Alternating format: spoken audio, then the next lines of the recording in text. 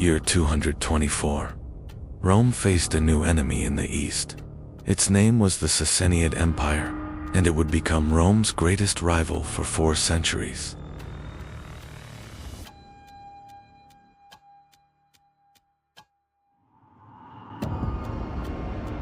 On the Iranian plateau, a rebellion began. A local ruler named Ardashir challenged the 400-year-old Parthian Empire, and at the Battle of Hormozgan, he defeated the Parthian king and began a new era. Ctesiphon fell. Ardashir declared himself Shahanshah, the King of Kings. This was not just a victory. The Persian Empire was being reborn. 7 centuries earlier, Alexander the Great had destroyed the Persian Empire. Now, the new empire, founded by Ardashir, was reviving the power of ancient Persia. In the west stood Rome, in the east stood China, and between these 2 great worlds, at the heart of the Silk Road, a new superpower was rising, the Sasanian Empire. The Sasanians did not only build an empire, they placed a religion at its foundation. Zoroastrianism became the official faith of the empire. A kingdom protected by Ahura Mazda had emerged. Sasanian kings were not only political rulers, they were seen as the earthly representatives of Ahura Mazda, and the Mobids were the guardians of this sacred order. As the Sasanian Empire rose in the east, another superpower stood in the west, Rome. Along the frontiers of Mesopotamia, the 2 empires prepared for a struggle that would last for centuries. In 260, at the Battle of Edessa, Sasanian King Shapur I captured the Roman Emperor Valerian. It was the first time in Roman history that an emperor had been taken prisoner by an enemy. Shapur did not only win, he carved his victory into history. At Nakshi Rustam, the Roman Emperor Valerian was shown. Kneeling before him, it was a clear message to Rome. The conflict between Rome and the Sasanians was not a single war. Along the frontiers of Mesopotamia, a rivalry lasting centuries had begun. The same cities, the same fortresses, changed hands again and again. At the center of the struggle between Rome and the Sasanians stood Armenia. For centuries, this region became a frontier zone, changing hands between the 2 empires. In 363, the Roman Emperor Julian launched a massive campaign. His objective was clear: capture the Sasanian capital, Ctesiphon, and change the balance of power in the east. Ctesiphon was never captured. During the retreat, Emperor Julian was killed. This campaign ended Rome's hopes of dominating the eastern frontier. In 531, Khosrow I came to the throne and became one of the greatest rulers of the Sasanian Empire. During his reign, the empire did not only expand, it was reorganized. Khosrow I was not only a warrior, he reorganized the tax system, strengthened the army, and transformed the empire into a more centralized state. These reforms made the Sasanians one of the strongest powers in the region. In 529, the Byzantine Emperor Justinian closed the Academy of Athens. Some philosophers fled east to the Sasanian court. There, Greek thought continued to survive in Persian lands. The Great Arch of Khosrow at Ctesiphon symbolized the power of the Sasanian Empire. For centuries, it stood as one of the largest single-span vaults in the world. The Sasanian Empire was not only a military power, situated at the center of the Silk Road, it controlled trade between China and Rome and gained immense wealth.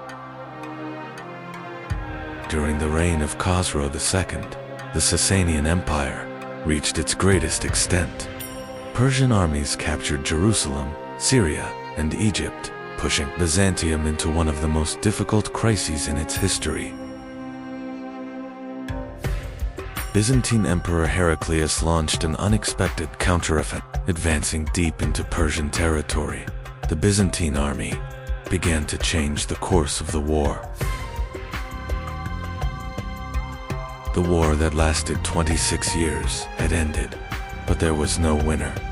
Both Byzantium and the Sasanian Empire were exhausted and vulnerable, and this weakness would open the way for a new power to rise. After 628, the Sasanian throne became unstable. Within just 4 years, 14 different rulers took power. As central authority collapsed, the empire became vulnerable. In the 7th century, a new power rose from the Arabian Peninsula.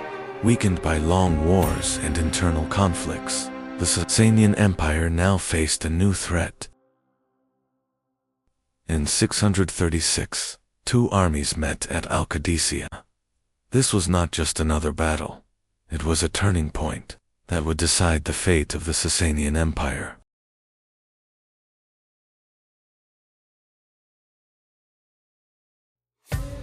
After al-Qadisiyyah, the Sasanian capital Ctesiphon fell. The heart of the empire was lost. This marked a turning point, from which Sasanian resistance could no longer recover.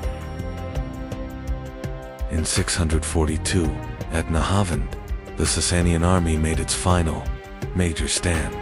But this battle, later known as the Victory of Victories, would mark the end of Persian resistance. In 651, the last Sasanian king, Yazdegerd III, was killed. With his death, the Sasanian Empire, which had ruled for more than 4 centuries, came to an end. The Sasanian Empire fell, but its legacy lived on. In Iranian identity, in the court culture of the Islamic world, and across medieval civilizations, the influence of the Sasanians endured for centuries. The Sasanian Empire had fallen, but history did not stop. In the same century, a new civilization was rising in Arabia, and this rise would change the balance of the world forever.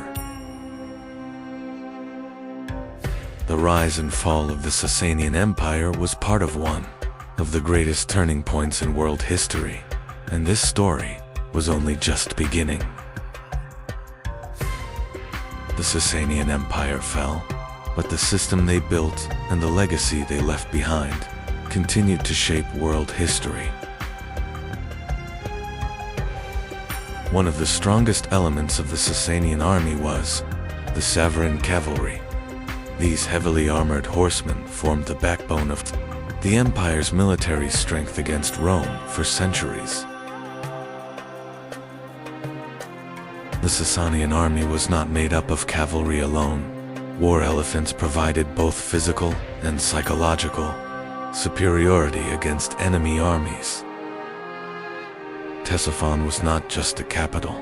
It was the political and economic center of the Sasanian Empire, Rome's greatest rival in the East. The Sasanian Empire rested on a strong social structure.